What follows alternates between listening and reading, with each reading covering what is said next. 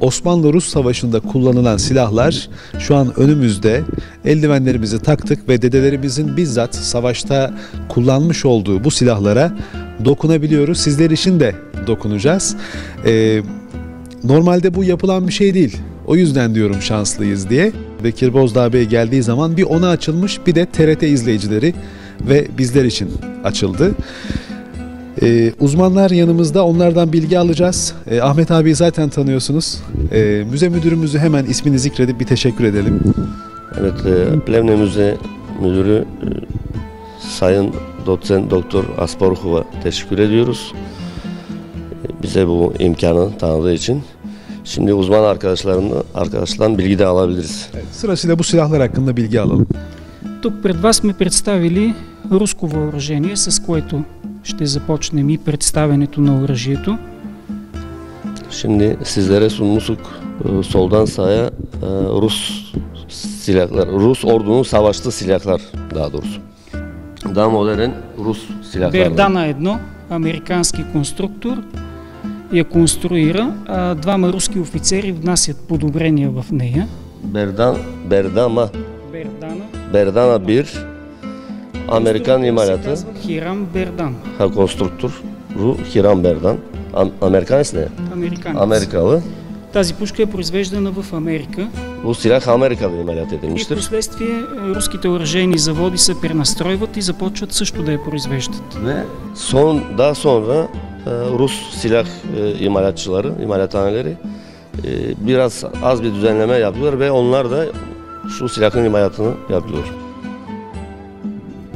Изтегля се стеблото назад. Geri çekiliyor. Тя е с отмятащ се напред и нагоре затвор. Şu yuva açılışı yukarı doğru açılıyor. Artık sağ sol yok burada. Вкарва се патрона. Kurşun yuvaya koyuluyor. Затваря се. Kapanıyor. Представяме най-модерната пушка, която е била на въоръжение в турската армия, главно в кавалерията и нередовните части. Şu anda gösteriyoruz en modern silah. Türk ordusunun o zaman kullandığı en modern silah. Това е пушка Хенри Уинчестър. Henry Winchester ismi söylediği gibi arkadaşlar. Образеца е от 1866 година. 1868'de şu model, elimizdeki model. Но първообраза възниква още 1847 година. Ama diyor 1847 yılında imalata çıkmıştır. Тази е единствената многозарядна пушка.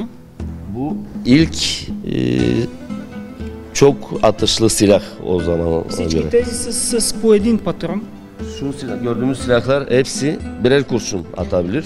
Докато тази може да побере от 13 до 17 патрона в ето тази долна цев.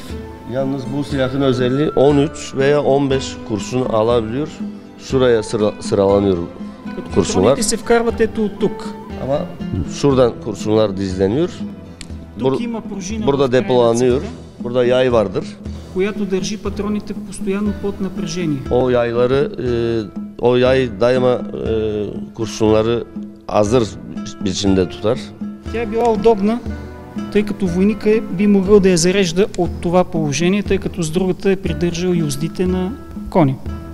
Çok uygunmuş asker için çünkü şu şekilde arkadaşımızın gösterdiği zaman arkadaşımız hiç diğer elinden, sol elinden, çünkü bunlar kavalerya, at süvariler.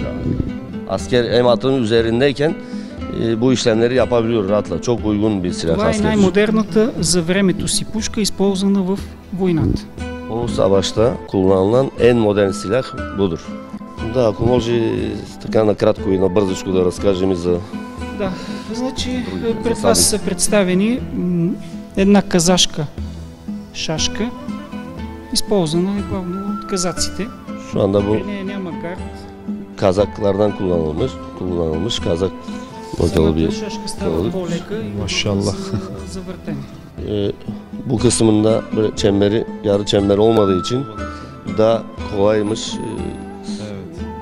kullanılmak için. Тази е произведена в завод Златоуст 1839 година. 1839 yılında imalat edilmiş zavod Zlatoust, Rusya. експонатите, които притежаваме. Това е румънска парадна сабя, производство на фирма Солинген. Фирма Солинген. Bu da Romanya oficerska ли? Офицерска. Romanya subayların kullandığı kılıç. Solingen. Като тя е използвана в санитарните части. Ето тук. Sanitарните части. O zamanki tıp subaylarında kullanılmış. И офицерска турска сабя. Ve Türk subay kılıcı şu Тя е anda малко görüyoruz. по-къса, защото е рязана. Şu andaki bu biraz daha kısa gözüküyor çünkü kesik. Една от вероятните причини е, че офицера е бил по-нисък, за да му е удобно. Şu andaki burada elimizde kalan kılıç Полумесец. belki aynı subayın boyuna göre de yapılırmış özel. Daha alçaksa subayımız daha kısa yapılmış. Şurada da emblemi görüyorsunuz, Osmanlı ordunun emblemi. Arkadaşlar acaba görebiliyor mu? Çok teşekkür ederiz bu kıymetli bilgiler için. Sağ olsunlar. Sevgili Ahmet Pehlivan abi, size de teşekkür ederiz. Şöyle Ben teşekkür ediyorum, benim için zevkti. Той, нали, Аврас ТВ, ТРТ Аврас, от името на ТРТ Аврас ви благодаря много за тази ценна информация и че не допуснахте така да изживеем мига. Върнахме се през 1777 година. 1877 година. 93 Harbi'ne döndürdü bizi. O anı Hakikaten biraz öyle yaşadık oldu. gibi. Teşekkür ediyoruz.